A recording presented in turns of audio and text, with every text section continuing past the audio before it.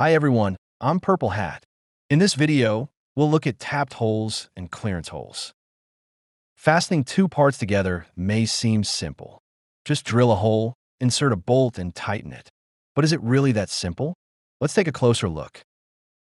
Let's start with the most common fastening method.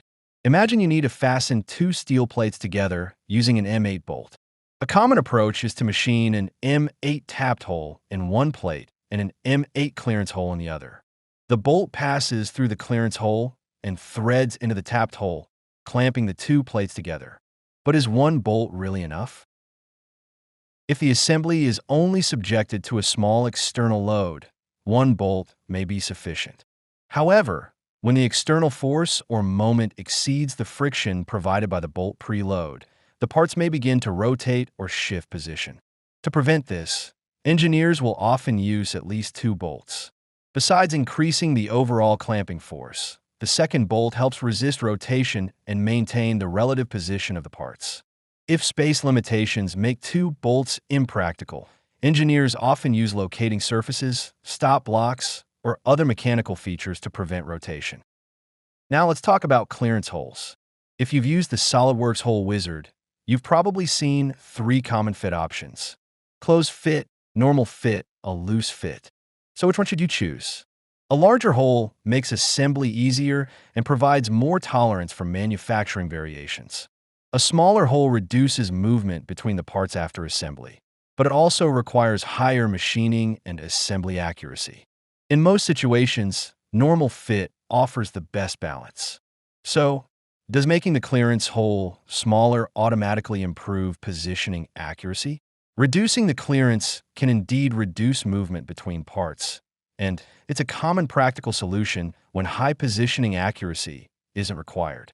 However, if the assembly must return to exactly the same position every time it's disassembled and reassembled, engineers usually rely on dedicated locating features, such as dowel pins, rather than the clearance hole alone. Remember this: the primary purpose of a standard clearance hole is fastening, not precision locating. Another common question is, are deeper threads always stronger? Not necessarily.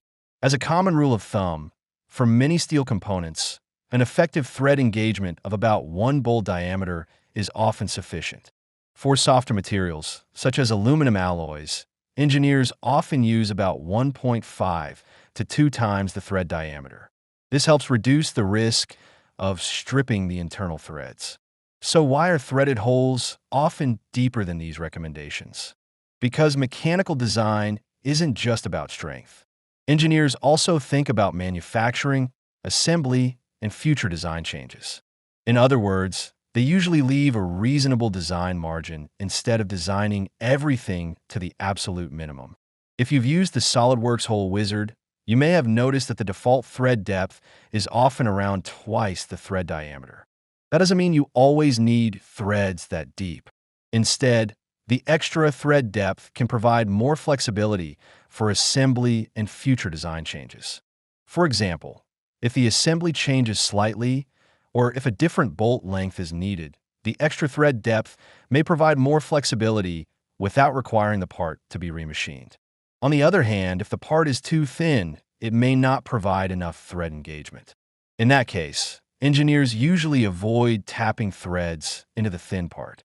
Instead, they use a clearance hole with a nut.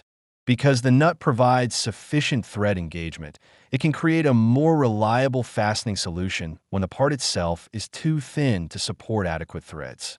In other words, a tapped hole isn't the only fastening solution.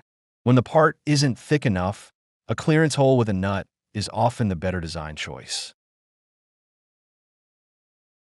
Another common option is a through tapped hole.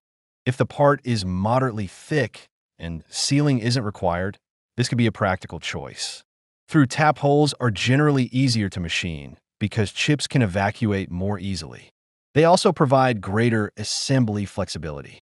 When the design allows, the bolt may be installed from either side.